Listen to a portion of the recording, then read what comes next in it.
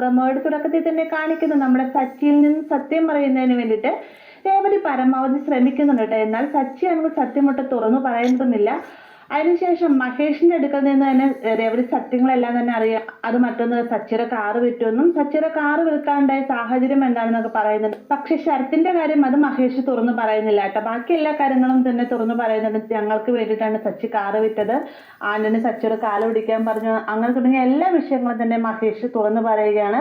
ഇത് കേട്ട ഉടനെ തന്നെ രേവതി സച്ചേട്ടന് എന്തിനാ അവന്റെ കാല് പിടി, അവനെപ്പോ റൗളിയുടെ കാല് പിടിക്കേണ്ട കാര്യം സച്ചേട്ടന് ഇല്ല എന്നൊക്കെ പറഞ്ഞുകൊണ്ട് ആ ഒരു ദേഷ്യത്തിൽ ഞാൻ ആന്റണിയെ കാണാനായിട്ട് ചെല്ലുകയാണ് കേട്ടോ. ആന്റണിയെ കാണാൻ ചെല്ലുന്ന സമയത്ത് ആന്റണി ശരത്തിന്റെ സഹോദരി ആയതുകൊണ്ട് നല്ല രീതിയിൽ തന്നെ രേവതിയോട് പെരുമാറുന്നുണ്ട്. എന്നാൽ രേവതി ആകട്ടെ ആന്റണിയോട് പറയുന്നുണ്ട്, ഇനി മേലെ എന്റെ സച്ചേന്റെ കുറുകെ നീ വന്നു കഴിഞ്ഞാൽ നീ ആരാണെന്നോ എവിടെയാണ് നിൽക്കുന്നതെന്ന് ഒന്നും തന്നെ ഞാൻ നോക്കുകയില്ല, എന്റെ ചെരുപ്പ് നിന്റെ കർണത്തടിക്കും എന്നൊക്കെ പറഞ്ഞുകൊണ്ട് താക്കീത് നൽകിയിട്ടാണ് രേവതി അവിടുന്ന് പോകുന്നത്. ഇതെല്ലാം കേട്ടുകൊണ്ട് ഞെട്ടിത്തെറ്റി നിൽക്കുകയാണ് ആന്റണി. പിന്നീട് കാണിച്ചിരിക്കുന്നത് നമ്മുടെ സച്ചിയുടെ രേവതിയുടെയും പ്രണയ നിമിഷങ്ങളാണ്. അപ്പൊ ഇത്രയൊക്കെയാണ് പ്രമോയിൽ ഉൾപ്പെടുത്തിയിട്ടുള്ളത്.